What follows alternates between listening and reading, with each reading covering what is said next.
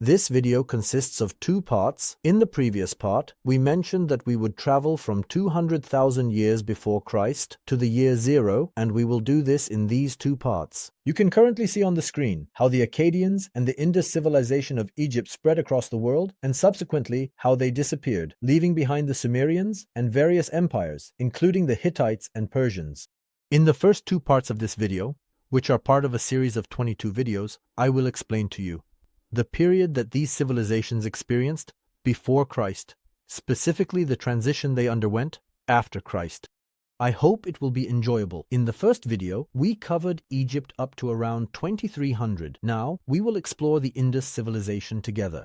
But by the time this video ends, everything you see on the screen will have happened. For example, you are currently seeing the expansion of the Persians, which is the largest thing on the screen. On the other hand, we will also touch upon the Carthaginians and Alexander the Great, whom you will see later. I hope you enjoy it. Let's start with part 2. By the time we reach the 4000s BC, the Indus civilization is gradually emerging. Think of these as being in the place where India is now. But they truly reached their peak around 2600 BC. They began to work with precious stones and started to process metals gradually. They are developing a sewage system and are very fair in trade. They set a maximum price for everything, similar to how today's municipalities do. Even the choice of who will pursue which craft or trade, let's say, butchery or blacksmithing, is determined in some way by inheritance from the father or through the mastery of the craft. Not everyone can just do a job as they please, destabilizing trade and causing inflation. They are very clever. There is something interesting here. They are developing the caste system. You will hear a lot about this in India. The caste system is the grouping of society based on their specializations and professions. It is such that various groups do not even eat with each other. I previously mentioned that we are approaching the end of the Sumerians, around 2300 BC. The end of the Sumerians gives rise to the world's first empire, the Akkadian Empire. The Akkadian Empire is so powerful and immense, and it is also an empire that loves to expand. The Akkadian king Sargon is the first strong commander in history to achieve expansion. He is so powerful that he conquers Anatolia, takes Syria, and also seizes Mesopotamia. We see the military superiority and the concept of a regular army, first under the command of Sargon in the Akkadian Empire. Sargon has also inspired the names of several films. Let me tell you, Sargon is developing looting. In other words, he is not deriving economic power solely from agriculture and livestock. They invade the neighboring country, plunder everything in the neighboring city, and then leave. Later, we will see in civilizations that it is not about plundering and killing, but rather about enslaving, exploiting, and incorporating the region into their own. Sargon is a bit more aggressive. There is still enslavement and such, but he prefers plundering much more. In these years, 2500 years ago, there was no such thing as Europe in the 2300s. There were distant tribes, there were chiefdoms, something like that. Therefore, Europe is very empty. The main civilization is centered in Mesopotamia. This is because grains and other essential resources for life are located in Mesopotamia at that time. During this period, if we look at Egypt, there is hunger and famine. This is because the areas not flooded by the Nile are being nourished, and during that time, the flooding of the Nile causes various natural disasters or droughts. And the kingdom begins to fragment in Egypt. The king of Egypt is overthrown, and the Middle Kingdom period begins. During this time, something very significant happens in Egypt. The king's treasury separates from the state. I am referring to 22,500 BC. In those years, the king in Egypt could not spend the treasury as he wished. His personal expenses were also accounted for separately. In the Mediterranean, the Minoan civilization emerges around 2050-2000 BC, marking the beginning of growth in the Mediterranean. Later, we will also see the Greeks, Italy, and even Spain. The Minoan civilization built magnificent palaces between 2000 and 1600 BC. They had 5-story palaces. I'm asking you, how many 5-story palaces from the Ottoman Empire still exist today? Have you noticed the Topkapi Palace? It is actually not a palace, it is a barracks. They are 1.5 to 2-story buildings. In 1800 BC, the Shang dynasty emerges in China and begins to grow stronger. Thus, the strengthening of China through dynasties occurs from 2000 BC onwards. As you can see on the screen, the Akkadian Empire falls in 1800 BC. With the fall of the Akkadians, the Assyrian and Babylonian civilizations emerge. The Assyrians are very powerful, but the Babylonian king is the strongest of them all. In 1781 BC, when the Assyrian king died, Hammurabi quickly expanded the territories of the Babylonian king, and he becomes the most powerful and ruthless king of the era. You are witnessing the first constitution in history, the Code of Hammurabi, with its 282 articles. An eye for an eye, a tooth for a tooth. If someone has stolen something from you, if they say take your eye, take theirs. The penalty for non-compliance is death according to the laws. By 1750 BC, Hammurabi dies. The death of Hammurabi leads to the emergence of the Hittites in Anatolia. The Hittites are such an invading and rapidly growing society that they know both urbanization and warfare. They work with iron very well and fight with great ruthlessness. They do not know how to take captives wherever they go. The Hittites continue to expand by destroying and killing. The Hittites entered Babylon in 1595 BC. Can you imagine that the Hittites are now also advancing against the Babylonians? And they are plundering Babylon. The Hittites' ability to make weapons from iron remains a great mystery. In the 1500s BC, only they knew how to turn iron into a weapon of war. This knowledge remained a secret for 300 years. However, in the 1200s BC, the Greeks stole this information. In Europe, knowledge of making iron weapons was transmitted to you around the 700s BC. Therefore, it is very normal for Anatolia to expand and for the civilizations in Mesopotamia to be strong. Should I tell you the price list of the Hittites? At that time, trade was of course conducted in exchange for silver, a price list from 3,000 years ago. If you wanted to buy a horse, you would give 175 grams of silver. Today, 100 grams of silver is 375 lira, so a horse would cost 550 lira.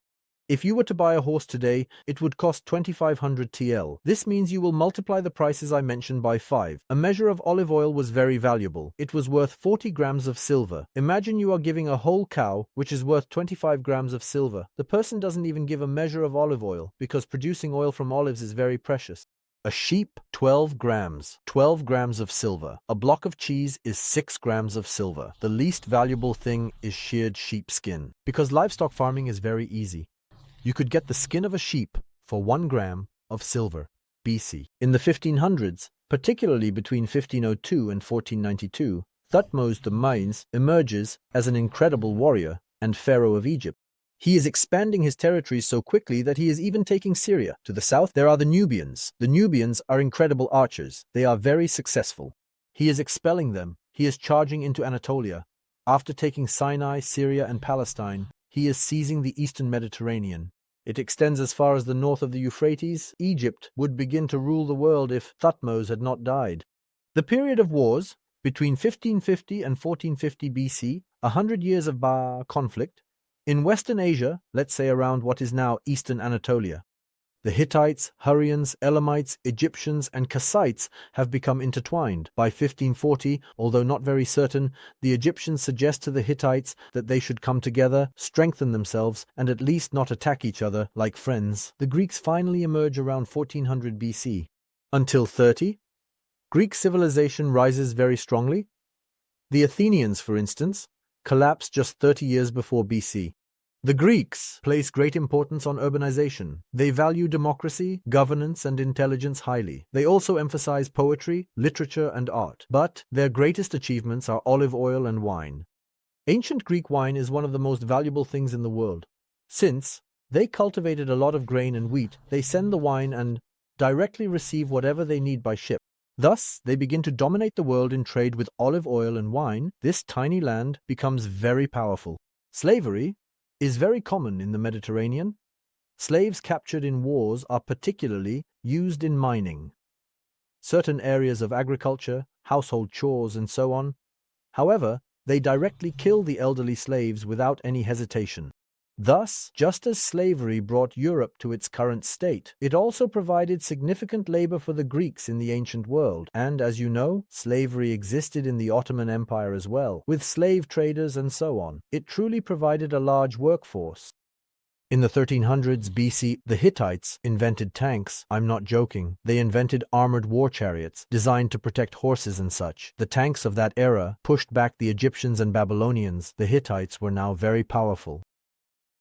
In 1350 BC, the Hittites and Egyptians are clashing over what is now known as Lebanon. You might ask, what is the significance of Lebanon? It has cedar trees.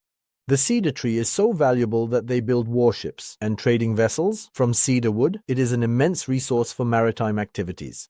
So do they clash for that cedar tree? An incredibly large war is starting in that region. In 1274, the Hittites and Egyptians engaged in the famous Battle of Kadesh and signed the Treaty of Kadesh. War is so exhausting that, in the end, neither side is very successful. However, the agreement at the end of the war is recognized by everyone. Egypt's success is recorded in the history of Egypt, and the success of the Hittites is noted in the history of the Hittites. Do you know why they stopped to make a peace agreement? The Assyrians. Look, they are not confusing them with the Akkadians. The Assyrians are rapidly spreading across the world in an incredible massacre, a great threat. The Assyrians, who were even more brutal than Genghis Khan, were advancing so quickly and killing so swiftly that both the Hittites and the Egyptians decided to stop fighting each other and turn their attention back to these invaders. I apologize for having to mention this, but they would skin their enemies and hang the skins on the city walls. They would hang them on the walls of their homes for pleasure. They were displaying heads in the city centers. They were that barbaric. Genghis Khan was also killing, but there wasn't as much skinning involved. But on one hand, while they were so barbaric, the Assyrians were incredibly fond of art. At that time, Babylon was in their hands, and Babylon was the New York of the Middle East. So culture, multiculture, the biggest street centers, everything is there. Big trades happen there. All the sins are there all day long. Pleasurable goods, everything is in the Assyrians. The Assyrians are the ones who actually transformed Babylon, that legendary Babylon we talk about today. The Assyrians are expanding into the interior of Anatolia. The Assyrians are so skilled in trade that they are very beneficial in Anatolia because the cities are very close to each other. Because they stay overnight in these inns and trade during the day, none of their caravans are robbed and they are always protected due to their warrior status. The Assyrians are very strong in land trade. The Greeks are very strong in maritime trade. Now let's take a general look at what is happening in the world around 1300 BC. What's happening in the world? When we look, I immediately take you to the bottom corner of the screen. There is nothing in Australia. Hunter-gatherer means a forager.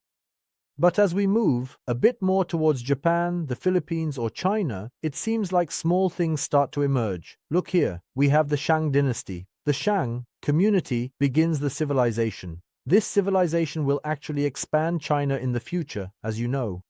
When we reach the Russian side, there is nothing in the world. There are still Paleo-Siberian taiga, hunter-gatherers, meaning those who lived in that climate as hunters and gatherers after the Ice Age. Here, there are mammal hunters, and there is nothing. In other words, there is no such thing as Russia. As I descended downwards, right at this spot, the foundations of India are slowly being laid at the ancient site of the Indus civilization. Philosophical and religious beliefs are also being established here. In fact, the foundation of the Persians is being laid as well. The Iranian society is gradually beginning. I will enter here shortly. When we look at Africa, agriculture has only just begun there. There is nothing. The lower part is not agricultural. They are still hunter-gatherers. Being a hunter-gatherer means being primitive. America is not on the map because life in America currently has no significance. We will see this more clearly as we approach the year 1200 BC. Of course, I mean 1200 BC. It is gradually becoming civilized there. Now, let's turn to Europe. In Europe, similarly, in the Nordic and Baltic regions, there are still hunter-gatherers, and there is no proper settlement like here. This is because, despite the presence of rivers, the climate is not suitable for agriculture. You know those great places in Europe like England, Spain, and so on? They are just beginning to overcome the Bronze Age culture. Now, let's get to the main story.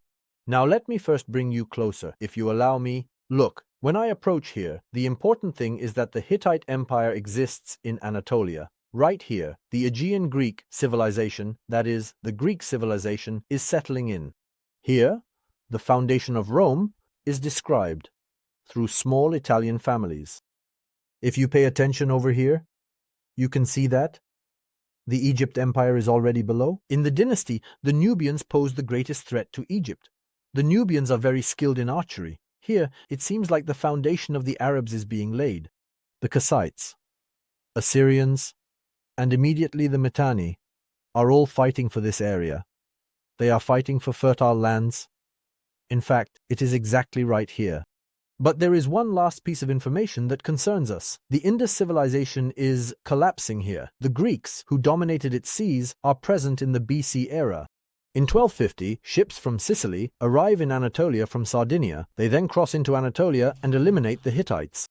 The end of the Hittites comes from the Greeks. In fact, they are referred to as the Sea Peoples. They invade Hattusa and plunder it. 100 years later, in 1100 BC, the Hittites are erased from history. This is because everyone sees the weakening of the Hittites as an opportunity for themselves. They are destroying the vast empire from all sides. The Greeks do not stop. They turn back to Egypt.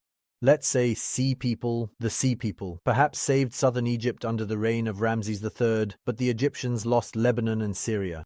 And the Sea People go and settle there. In Central America, the Olmecs emerged during this period. The history of the Olmecs is very ancient. We see them in the 500s BC, but they disappear around that time. No writings belonging to the Olmecs have been deciphered. Unfortunately, their alphabets have not been solved, or rather, their writing systems. The Olmecs are known for utilizing a substance derived from trees. Those who say the Olmecs are dead are not referring to the Olmecs themselves. It is the Aztecs. The Aztecs were the first to use the word Olmec, which means people of the rubber country. By 1000 BC, the region that is now Lebanon was referred to as the land of Canaan. The Phoenicians are actually what we would come to know later. The Phoenicians are discovering the most valuable thing in the world. Color, purple color. Why is the color of this book purple? For this reason, I had to squeeze this in. The purple color is obtained from seashells and is so valuable that 1 kilogram of purple color, which is no longer measured in liters, is more valuable than 1 kilogram of gold. That is why we have never seen a country's flag in purple until today, because a country's flag requires a lot of fabric since it is made to be displayed everywhere, and purple is an expensive color, the color of wealth and nobility. At that time, China was divided into the West and East. It would later unite. Imagine Japan as still being a hunter-gatherer society. By 900 BC, 100 years later, the Assyrians, Babylonians, and others are very weak now. The people of Canaan are becoming the kingdom of Israel. King David unites all the people of Canaan and Israel. He establishes the capital, Jerusalem. King Solomon, the son of David, expands Israel around 950 BC. He constructs a magnificent temple and palace. Upon his death, the Assyrians take control of the divided Israel. Israel is now being fragmented into Judah and Israel under the Assyrians. In 800, the Assyrians were the most powerful empire. Rome was founded in 753 BC. A Latin tribal chief named Romulus established it. The name Rome actually comes from there, from the Latin states. They focus on Italy. Greece, on the other hand, is organized into 3 major cities: Athens, Sparta, and Corinth. Over time, these will merge significantly, but the Spartans will always remain a society that rebels and stands strong on its own, just like in that famous movie. In 700 BC, King Gaius of Lydia is converting gold and silver into currency by legalizing them. The next king establishes gold and silver as currency 100 years later. He even creates an exchange system between gold and silver. This is called a bimetallic coin system. They are adopting the bimetallic system. These years are by 600 BC. The Assyrian Empire collapsed. The Assyrians were no longer present. Let me show you the world map from 600 BC. First of all, we look at the north of the map. In the north, we see the Nordic, Germanic, and Finnish people. They gradually left behind hunting and gathering. In Australia, they slowly transitioned to agriculture. They abandoned hunting and gathering. If you pay attention right here, you can notice that something is happening in Japan. On the Chinese side, there are various families and peoples settling around the Chu dynasty. These will form China. In Africa, they are gradually moving away from that hunter-gatherer primitiveness. They will be exploited very soon. If we get a little closer to this region, a surprise awaits us here. The Median Empire, what they call the Median Empire. They are defeating the Assyrians with the last remaining support of the Babylonians. Then there are these tiny Macedonians here. They will quickly advance and soon take over the Med Empire, which I will explain to you shortly. And right here, Egypt is moving towards its 26th dynasty. We can say that Egypt is almost the only civilization that has survived to this day. I can't say much about Europe. You will see that when I talk about the Macedonians, especially when I discuss Alexander the Great. A bridge will form from here to there regarding Alexander the Great. This region will especially come under the command of Alexander the Great, and in 550 BC, the Persian ruler Kairos emerges.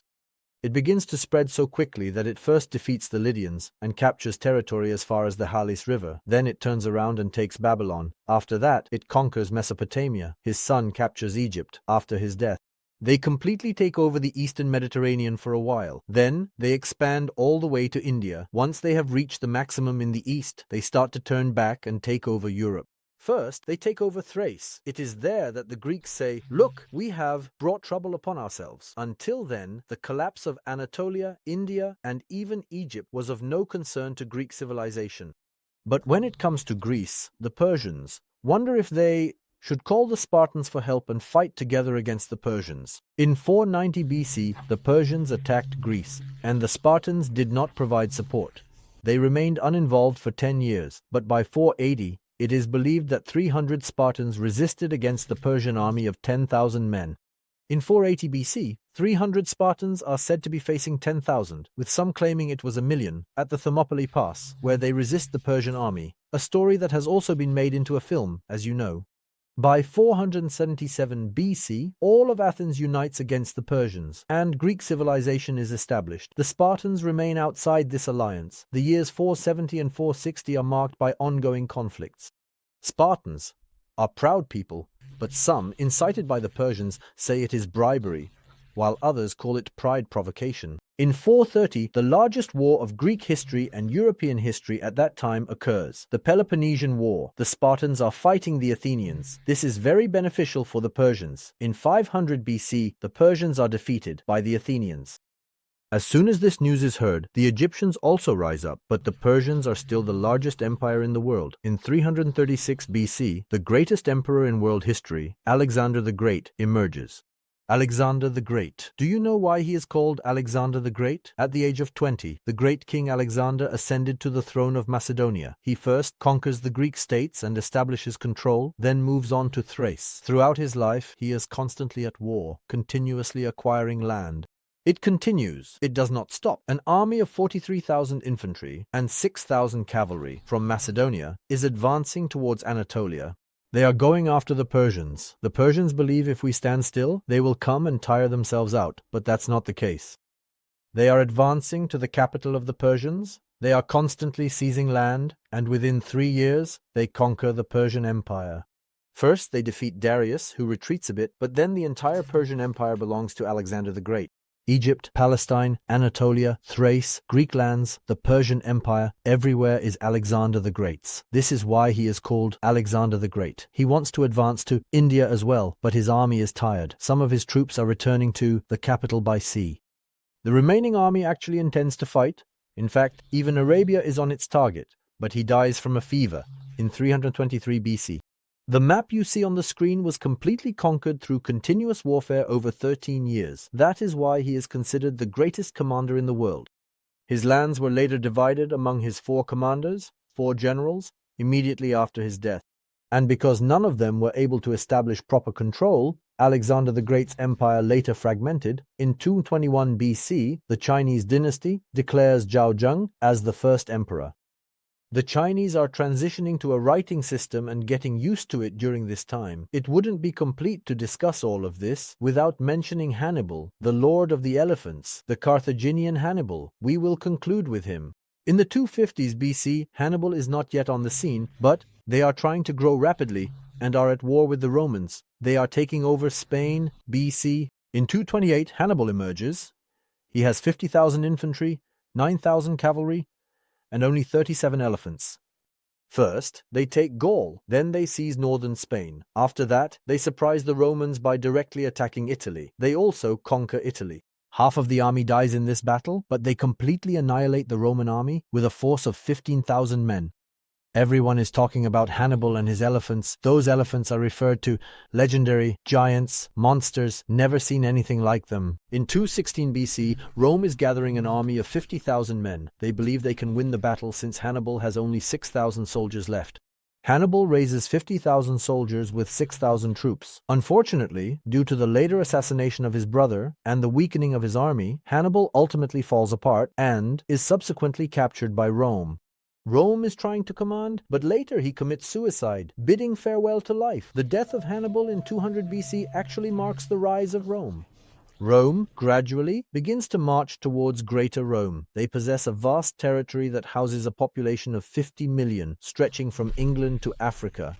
Keep in mind that during this period, the population was already around 100 to 120 million. This is nearly half of the world's population of 50 million, and the entire population is working for war. They are making armor, they are making swords, and they are ensuring the army's sustenance. The Roman Empire is constantly expanding its borders and not just plundering.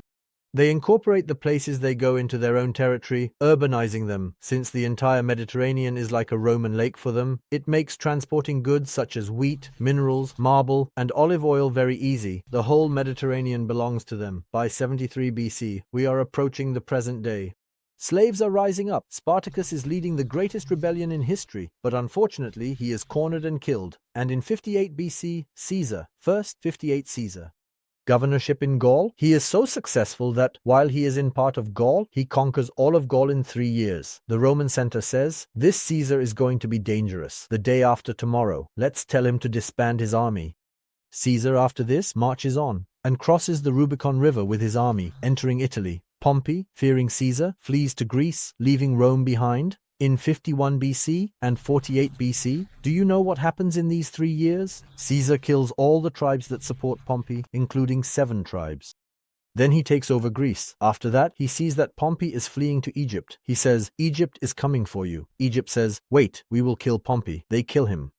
And Caesar becomes the richest emperor in the world and a dictator. He switches to gold coins and issues a gold coin worth 100 silver called Iris. In 44 BC, he declares that he will remain the leader for life. He grants himself such a right. This does not please the senator very much. At that time, there is a senate. 60 senators call for a meeting. Well, then this is also included. Of course, we will talk like this and so on. The famous stabbing incident happens there. Marcus Brutus, along with others including you, is stabbing and killing Caesar. Here I will refer to Caesar's stepson Octavius as his friend and follower. They are claiming the rest of the country. They unite and first eliminate others, their enemies. Then, when it comes time to fight Antonius and Octavius, the armies say that we will not kill each other. You settle it among yourselves. They come to an agreement and divide the country in 2. Antony later becomes involved with Cleopatra, the Queen of Egypt, and falls out of favor. It is Octavius who is becoming the leader. All the army under Antony is betraying him. They are fleeing by sea, on land, and with Cleopatra from Octavius. But in the end, they are caught. When Octavius captures them, both unfortunately commit suicide. The beautiful Cleopatra dies by suicide, a death of love. The largest army in history, a 500,000-strong army, falls into the hands of Octavius during that period of history.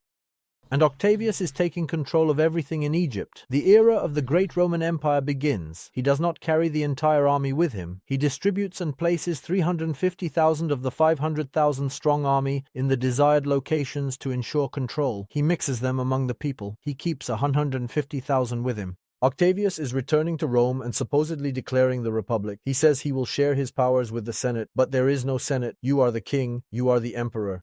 And the rise of Rome begins. This is the history of the world up to this point because Rome will fall in the 5th century BC. I think I explained the history of the world in about 1 hour as briefly as possible. I apologize for the length, but the important thing is that if you know this, I will explain it over the next 21 videos.